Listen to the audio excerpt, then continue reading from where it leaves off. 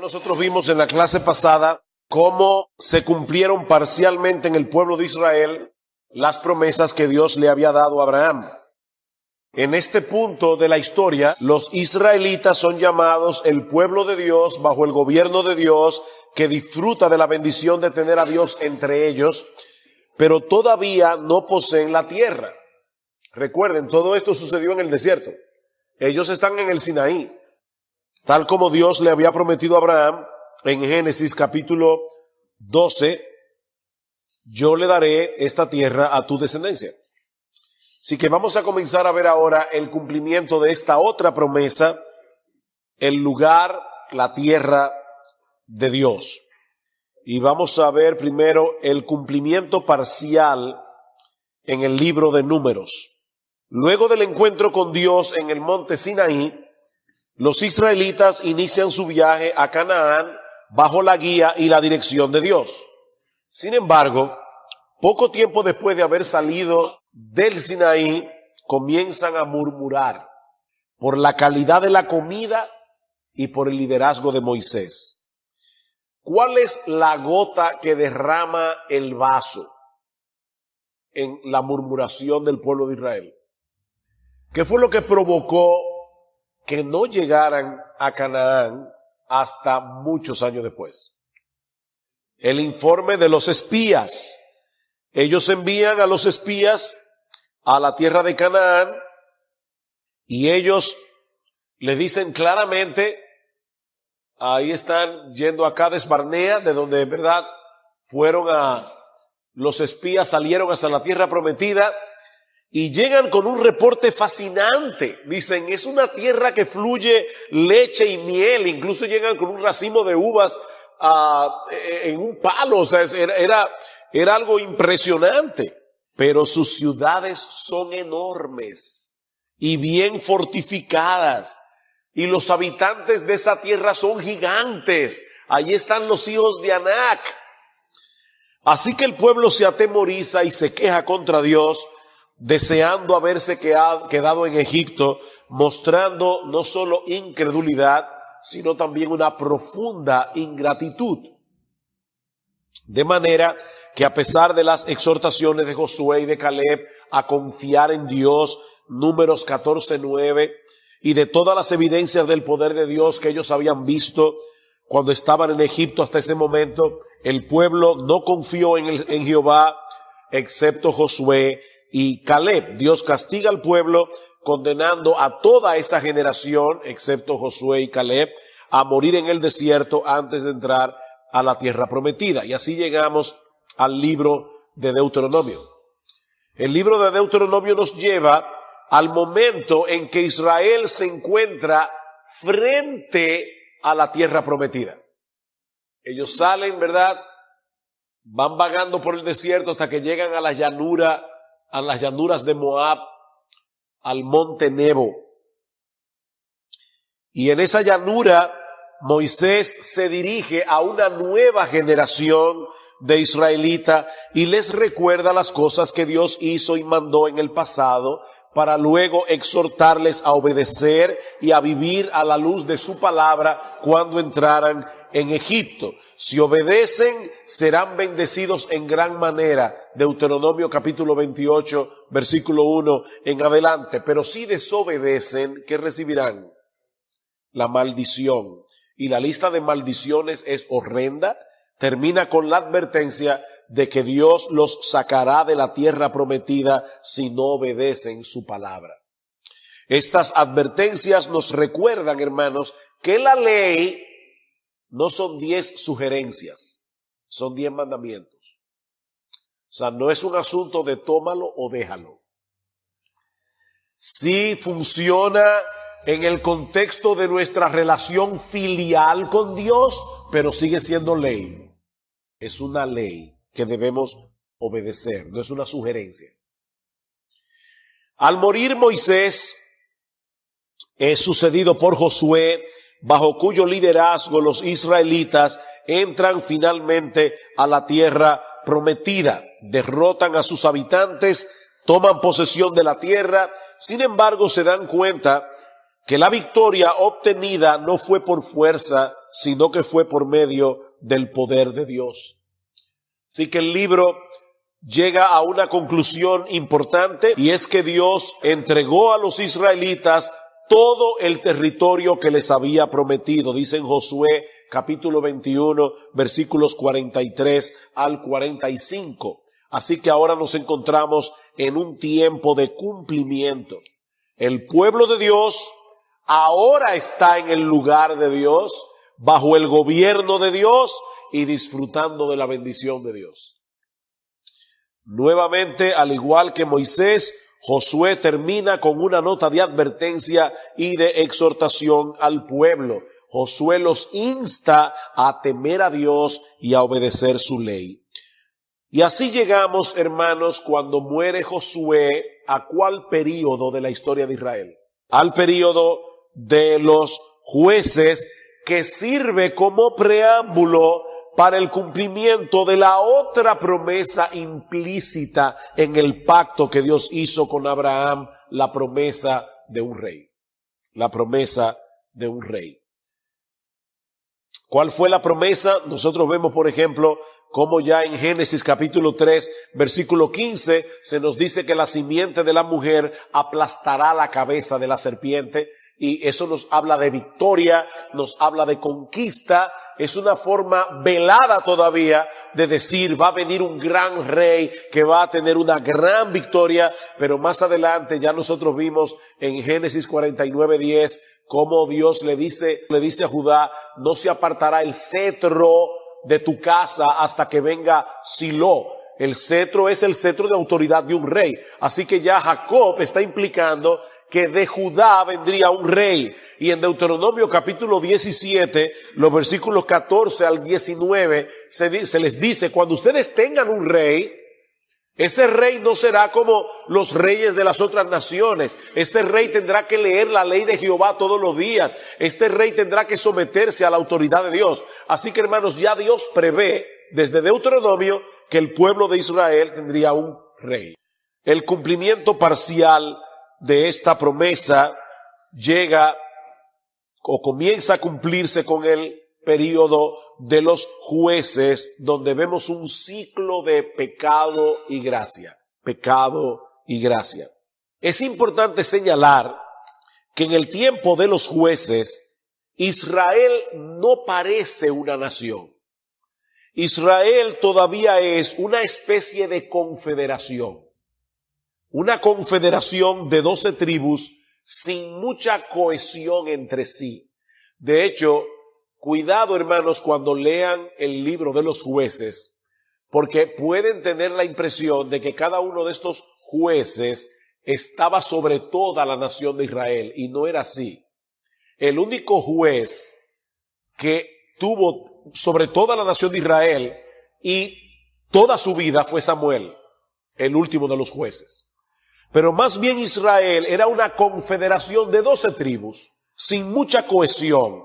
No poseen un gobierno centralizado, no hay ninguna ciudad que funja como la capital del reino, y ninguno de los elementos que caracterizaban una corte imperial del Medio Oriente en aquellos días. No obstante, estas 12 tribus confederadas compartían un foco religioso común. ¿Cuál era? Una tienda portátil que servía de morada de Dios en el pacto, el tabernáculo. O sea, lo único que ellos tenían que en cierto modo hacía que la nación girara en torno a él era el tabernáculo, que contenía los documentos del pacto que Dios había hecho con Israel en el Sinaí. ¿Dónde estaba el tabernáculo al principio del período de los jueces? Bueno, al principio se movía de tribu en tribu hasta que encontró su lugar permanente en Silo. Y eso lo vemos en Primera de Samuel, los capítulos 1 al 4. ¿Quiénes eran los jueces? Porque hoy día, ¿verdad?, la palabra juez nos hace imaginar a un hombre con una toga en un tribunal pasando juicio de un acusado. Los jueces eran personas a las que Dios ungía con su espíritu con el propósito específico de repeler a los enemigos de Israel. ¿Quiénes eran los jueces? Eran personas a las que Dios ungía con su espíritu con el propósito específico de repeler a los enemigos de Israel. Dios libertaba al pueblo por medio de ellos, mostrando así su poder y cuidado por la nación del pacto. Como bien señala Albert Baylis, el libro de los jueces no es un conjunto de historias heroicas, como se suele enseñar en la escuela dominical otra vez. De hecho, hay una canción de escuela dominical, yo no sé si aquí la cantan, pero dice, Sansón era un muchacho así, que tenía los molleros así, entonces como que Sansón es el héroe. Esa no es la manera como debemos enseñar el libro de jueces. Dice, el libro de jueces no es un conjunto de historias heroicas. El único héroe del libro es Jehová, quien lleva a cabo sus victorias a través de la debilidad de los jueces. De hecho, hermanos, el libro de los jueces en muchos sentidos es un libro deprimente, porque nosotros vemos que el pueblo no sigue las advertencias ni las exhortaciones de Moisés y de Josué, sino que hace todo lo contrario, se rebela contra el gobierno de Dios y comienza siempre este ciclo. El pueblo se rebela, entonces Dios trae juicio. ¿Y qué pasa cuando Dios trae juicio? ¿Qué hace el pueblo? El pueblo clama. ¿Y qué sucede cuando el pueblo clama? Dios trae a un juez libertador.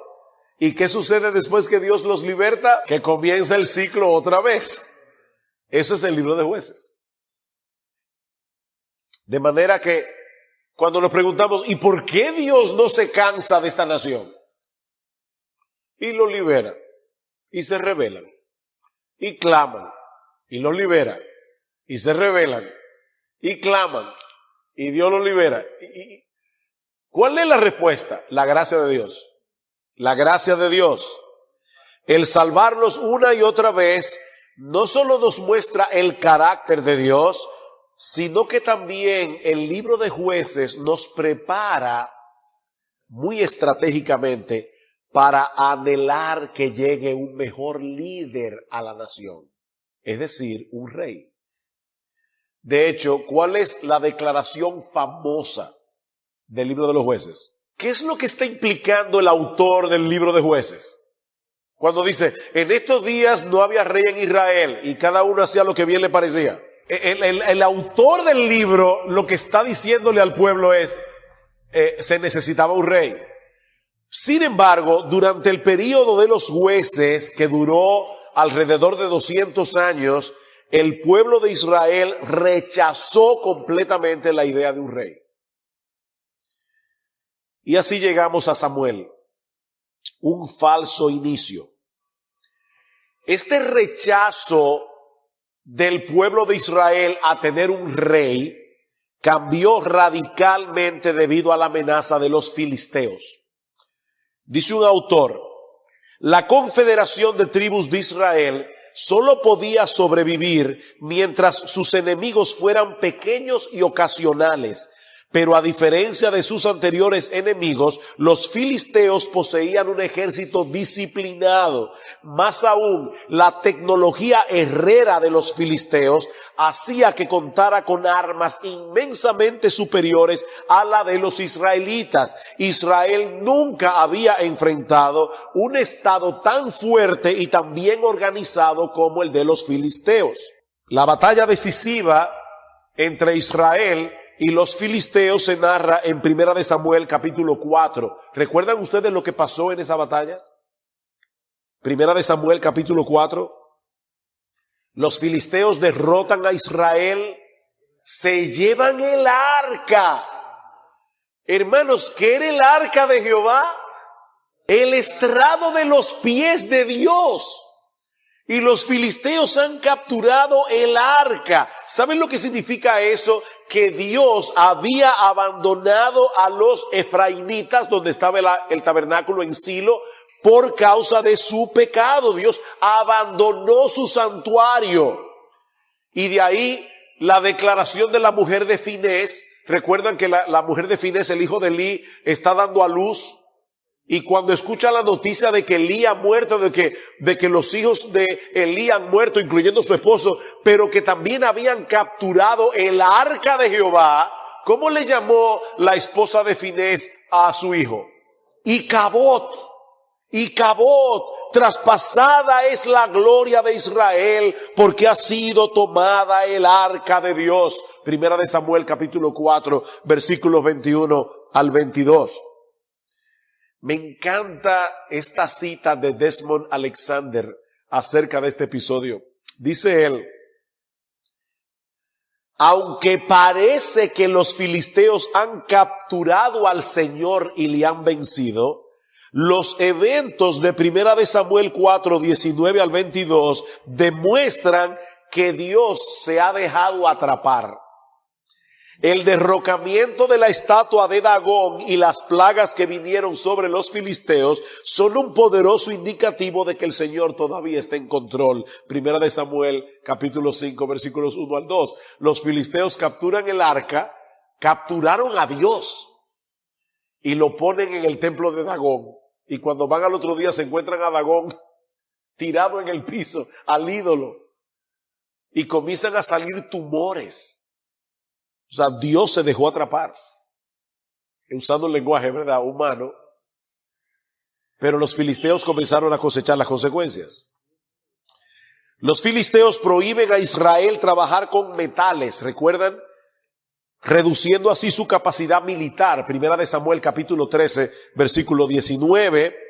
Israel viene a ser un estado vasallo de Filistea. Pero bajo el liderazgo de Samuel, que fue el último y más grande juez de Israel, la nación reúne fuerzas suficientes para repeler a los filisteos, y a diferencia de los demás jueces, Samuel permanece juzgando a Israel hasta su muerte. Pero a medida que Samuel va envejeciendo, ¿qué sucedió? El pueblo comenzó a decir: Samuel, ¿qué va a pasar contigo cuando mueras? Tus hijos no siguen tus caminos. ¿Qué debió haber hecho el pueblo de Israel en esa coyuntura? Confiar en que Jehová proveerá. O sea, si ellos humanamente hablando no veían un líder claro y los hijos de Samuel no parecían tener el talante de su padre, ellos debieron haber confiado en Jehová. Pero en cambio lo que hicieron fue pedir un rey. Y el problema no fue que pidieran un rey, fue la motivación que los llevó a pedir el rey, la incredulidad y el tipo de rey que pidieron. Uno como las demás naciones. O sea, nosotros no queremos un rey como el que se describe en Deuteronomio. Queremos un rey como el de las demás naciones. Los pueblos de Medio Oriente veían a sus reyes como deidades o como mediadores entre el pueblo y los dioses. Y por supuesto, si el rey es una deidad o es el mediador entre el pueblo y los dioses, ¿qué terminaba siendo el rey? Un dictador. Porque tenía una autoridad excesiva. Pero en el caso de Israel, ya Dios había dicho en Deuteronomio 17 que el rey debía funcionar de otra forma. Deuteronomio capítulo 17, ¿alguien puede leer los versículos 18 al 20? Y sucederá que cuando se siente sobre el trono de su reino, ha de escribir para sí en un libro una copia de esta ley, del original que está delante de los sacerdotes levitas. Y lo tendrá consigo, y leerá en él todos los días de su vida, para que aprenda a temer a Jehová su Dios, para guardar todas las palabras de esta ley y estos estatutos, para ponerlos por obra, para que no se eleve su corazón sobre sus hermanos, ni se aparte del mandamiento, ni a la derecha ni a la izquierda, a fin de que prolongue sus días en su reino, él y sus hijos, en medio de Israel. ¿Ven el contraste, hermanos? El rey de una teocracia no podía ponerse por encima de sus hermanos, porque él mismo estaba bajo la autoridad de Dios, y por eso debía escribir en un libro la ley de Jehová. O sea, en otras palabras, tú no eres un déspota autónomo, autocrático, tú estás bajo la ley de Jehová. Tal parece que Samuel tiene esta advertencia de Deuteronomio en mente cuando advierte al pueblo del peligro que ellos corrían si tenían una monarca como la demás naciones. ¿Ustedes quieren un monarca como la demás naciones? ¿Y qué locura es esa? Escuchen lo que dice Samuel, primera de Samuel, capítulo 8, versículo 10. Y refirió Samuel todas las palabras de Jehová al pueblo que le había pedido rey. Dijo pues, así hará el rey que reinará sobre vosotros, tomará vuestros hijos y los pondrá en sus carros y en su gente de a caballo para que corran delante de su carro, y nombrará para sí jefes de miles y jefes de cincuentenas, los pondrá a sí mismo a que aren sus campos y cieguen sus mieses y a que hagan sus armas de guerra y los pertrechos de sus carros. Tomará también a vuestras hijas para que sean perfumadoras, cocineras y amasadoras. Asimismo tomará lo mejor de vuestras tierras y de vuestras viñas y de vuestros olivares y lo dará a sus siervos. Diezmará vuestros granos y vuestras viñas para dar a sus oficiales y a sus siervos. Tomará vuestros siervos y vuestras siervas, vuestros mejores jóvenes, vuestros asnos, y con ellos hará sus obras. Diezmará también vuestros rebaños y seréis sus siervos, y clamaréis aquel día a causa de vuestro rey que os habréis elegido, mas Jehová no os responderá en aquel día. Pero el pueblo no quiso oír la voz de Samuel y dijo, no, sino que habrá rey sobre nosotros. Pueblo terco. Alguien dice, Samuel entiende demasiado bien que la estabilidad política puede ser comprada a un elevado precio. El boleto de ley y orden ha sido el gran atractivo para los dictadores de todas las épocas. Cuando hay inestabilidad en el pueblo, siempre aparece alguien ofreciendo ley y orden. Y generalmente terminan convirtiéndose en dictadores. Eso ha pasado 1.000.000 de veces a través de toda la historia. Y era lo que Samuel, a través de la historia, no voy a decir, pero eso es lo que Samuel está vislumbrando. Sin embargo, hermanos, a pesar de la demanda pecaminosa, Dios les provee a Saúl. Pero por supuesto el pueblo no es bendecido por su reinado, ya que Saúl desobedece continuamente a Dios, y por esta razón Dios lo rechaza. Primera de Samuel capítulo 15, 23, y Dios unge a David como rey. Y la presencia de David, de Dios en la vida de David, se manifiesta aún antes de ser rey. Dios le da la victoria frente a Goliat, a pesar de no tener arma alguna excepto una honda y 5 piedras. Pero al igual que Jesús, David tiene que descubrir que ser el ungido de Jehová no garantiza una vida fácil. Saúl intenta matar a David. David huye de Saúl por mucho tiempo, hasta que Saúl muere en manos de los filisteos, y por fin David ocupa el trono. Por fin Israel tiene un rey conforme al corazón de Dios. David busca ser fiel a Dios, por lo cual Dios lo bendice a él y al pueblo.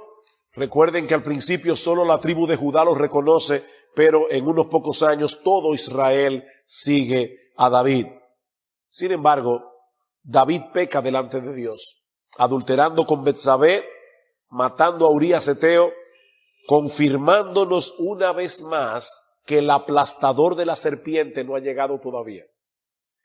Porque cualquiera puede ir leyendo la historia, ¿verdad? Y decir, wow, David, qué gran rey. Pero él no es todavía el aplastador de la serpiente. Y la Biblia en el Antiguo Testamento relata con detalles el pecado de David para que nosotros lo sepamos de antemano. Él no es el enviado. Sin embargo, a pesar de eso, Dios reafirma las promesas del pacto hechas a Abraham y luego profetiza un rey futuro que sería más grande que David, y Dios cumplirá sus promesas por medio de este rey, de este gran hijo de David. Vayan conmigo a 2 de Samuel, capítulo 7. Este capítulo es importante. Alguien lea, por favor, en 2 de Samuel 7, los versículos 12 al 16. Y tomen en cuenta al leer el juego de palabras que hay en el pasaje con respecto a la palabra casa. Y cuando tus días se hayan cumplido, y duermas con tus padres, yo levantaré a un descendiente tuyo después de ti, quien procederá de tus entrañas, y estableceré su reino. Él edificará casa a mi nombre, y yo estableceré para siempre el trono de su reino. Yo seré para él padre, y él será para mí hijo. Y si él hace mal, yo le corregiré con vara de hombres y con azotes de hijos de hombres. Pero mi misericordia no se apartará de él, como la aparté de Saúl, a quien quité de delante de ti. Y serán afirmados tu casa y tu reino para siempre delante de tu rostro, y tu trono será establecido eternamente. ¿Alguien recuerda qué fue lo que movió a David a querer hacerle casa a Jehová? Noten el capítulo 7, versículo 1. Aconteció que cuando ya el rey habitaba en su casa, después que Jehová le había dado reposo de todos sus enemigos en derredor, dijo el rey al profeta Natán: mira ahora, yo habito en casa de cedro, y el arca de Dios está entre cortinas. Y Natán le dijo: anda y haz todo lo que esté en tu corazón, porque Jehová está contigo. Pero Dios se le aparece a Natán y le dice: ¿y quién te dijo a ti que yo le quiero que David me construya casa? Pero es en el contexto de ese deseo de David de hacerle una casa a Jehová, que Dios se le aparece y le dice: no, yo te voy a hacer una casa a ti. Y eso es lo importante del pasaje. La palabra pacto no aparece en este pasaje. Sin embargo, yo no voy a buscar los textos, pero si lo quieren apuntar, en el Salmo 89, versículos 3 al 4, Salmo 89, versículos 3 al 4, Salmo 132, versículos 11 al 12, se habla del pacto que Dios hizo con David en este momento. Así que fue un pacto. Durante el gobierno de David, Israel se transformó en una entidad nacional. Jerusalén se convierte en la capital del reino. El santuario de Dios, que estaba en Silo, ahora se ubica permanentemente en el monte de Sión, el tabernáculo. Pero ahora David desea construirle una casa a Dios. Y Dios le dice: no, David, yo te voy a construir una casa a ti. Ahora, pregunta. Cuando David dice: quiero construirle una casa a Dios, ¿qué es lo que él tiene en mente? Un templo. Pero cuando Dios le dice a David: no, yo te voy a construir a ti una casa, ¿qué es lo que Dios tiene en mente? Hay una palabra clave: una dinastía. O sea, fíjense, hermanos, lo que está pasando aquí. Y volvemos otra vez al huerto del Edén. ¿Qué era el huerto del Edén? Un trono y un templo. Que era Abraham, era rey y sacerdote. Que era el pueblo de Israel, un reino de sacerdotes. ¿Qué es lo que David quiere hacer? Un templo. La casa para Dios. ¿Qué es lo que Dios le promete? Una dinastía. ¿Ven ustedes, hermanos, cómo a través de toda la historia bíblica este concepto trono, templo, rey, sacerdote, se va mezclando? Y ahora en este pacto que Dios le hace con David, le dice: no, tu hijo va a construir un templo, pero yo voy a construir una dinastía sobre ti. Los reyes saldrán de ti, y el gran rey que vendrá, el aplastador de la serpiente, vendrá de David. Dice Michael Williams, en el Mesías, aquel que vendría de la dinastía de David, Dios se haría presente de manera tangible con su pueblo. En Jesús, el hijo de David, Mateo 1:1, Dios coloca su templo en medio de su pueblo, lo que decía Juan 1:14. En el principio era el verbo era con Dios, el verbo era Dios, y aquel verbo se hizo carne y habitó entre nosotros. Esa palabra habitar es imposible de traducir al español porque es el verbo tabernacular, que no existe en español. Nosotros podemos decir, Él puso su tabernáculo entre nosotros, pero lo que dice más bien es, Él tabernaculó entre nosotros. El cuerpo humano de Cristo era el tabernáculo final de Dios. Así que, ¿quién es Jesús? El templo y el rey. Todo viene a Jesús otra vez, el templo y el rey. Así que el Señor Jesucristo es ahora la residencia permanente de Dios en medio de su pueblo. De hecho, en Juan capítulo 14, versículos 1 al 10, es probablemente el pasaje que más menciona al Padre en una sola porción de la Biblia. Juan 14, 1 al 10, que comienza diciendo, no se turbe vuestro corazón, creéis en Dios, creed también en mí, en la casa de mi Padre muchas moradas hay, si así no fuera yo le hubiera dicho, voy pues a preparar lugar para vosotros. Y luego Felipe le dice, pero Señor, no sabemos a dónde vas, ¿y cómo podemos saber el camino? Dice, yo soy el camino, la verdad y la vida, nadie viene al Padre sino por mí. Y ahí, le pregunta a Tomás, Tomás le pregunta, luego Felipe le dice, bueno, está bien Señor, muéstranos al Padre y nos basta. Felipe, hace tanto tiempo que estoy con vosotros y no me habéis conocido. El que me ha visto a mí ha visto al Padre. ¿No sabes que el Padre es en mí y yo en el Padre? O sea, lo que está diciendo es, yo soy el tabernáculo, el Padre está aquí en mí.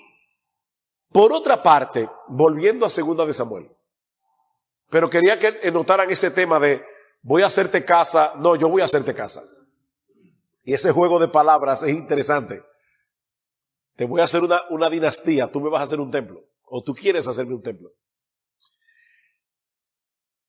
Esta advertencia de Dios, ¿cómo interpretamos el versículo 14? Yo seré a él padre, y él me será a mí hijo, y si hiciere mal, yo le castigaré con vara de hombres, y con azote de hijo de hombres.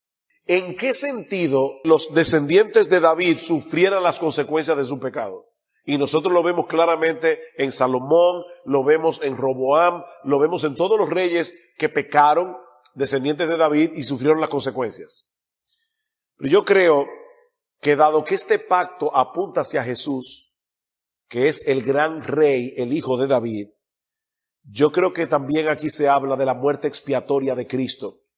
En el sentido de que Él es el Hijo. Fíjense que dice, versículo 14, yo le seré a Él Padre, y Él me será a mí Hijo. Y vamos a ver luego cómo esa idea del Hijo es importante en la vida de Jesús. Él es el Hijo que sufre el castigo que merecía el pueblo por causa de sus pecados.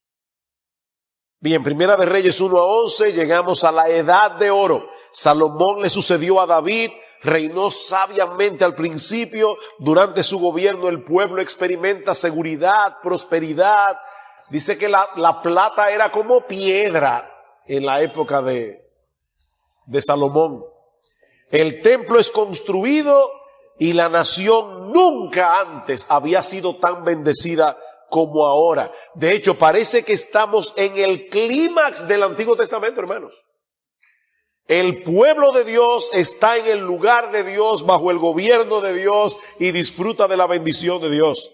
Son el pueblo de Dios, están en el lugar de Dios y disfrutan del gobierno de Dios. El arca, símbolo del gobierno de Dios, está en el templo ya. Primera de Reyes, capítulo 8, versículo 21. Y son bendecidos durante el reinado de Salomón, mientras a su vez Israel es de bendición a las demás naciones. Hermanos, no es otra vez para contar una linda historia que se nos dice que la reina de Sabá caminó todos esos kilómetros para ir a oír la sabiduría de Salomón. Lo que está diciendo es, miren cómo el reino de Israel se ha convertido en bendición para otras naciones.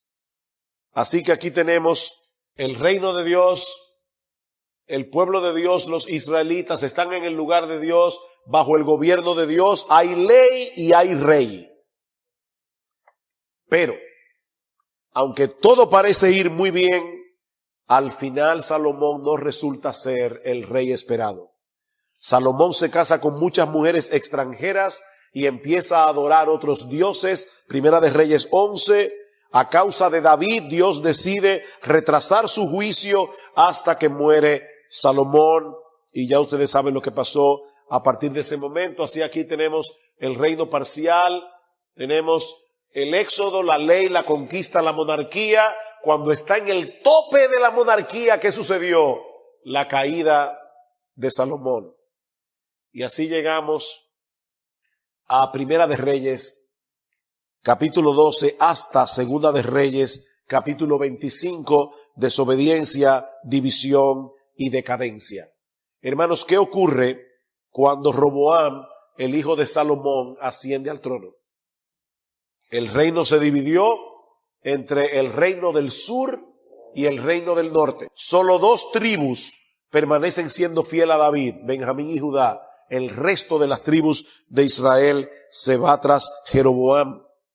El reino del norte comienza a crear santuarios alternativos con becerros de oro. Y finalmente, ¿qué sucedió, hermanos? El exilio, el reino del norte fue conquistado ¿por quiénes?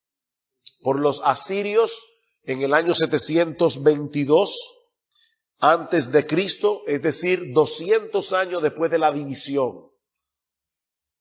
Los asirios atacan Samaria, la destruyen. El reino del sur también sigue una vida de pecado y de idolatría, con la excepción de algunos buenos reyes. Los 2 reinos tuvieron 19 reyes y una reina, Atalía. Y finalmente el reino del sur también cae en el año 586 en manos de Babilonia, destruyendo así el templo y la ciudad santa. Israel lo pierde todo. La era dorada de la monarquía solo es un recuerdo. El reino parcial ha desaparecido. Queda muy poca evidencia de que sean el pueblo de Dios, porque ya no están en el lugar de Dios, están en el exilio. Y ahora enfrentan la maldición de Dios en lugar de la bendición de Dios. Así que el reino parcial es desmantelado, pero los profetas de Israel anticipan la llegada de un rey ideal que habría de cumplir a la perfección las promesas hechas a David. Así que este no es el fin de la historia, pero eso lo veremos en nuestra próxima lección.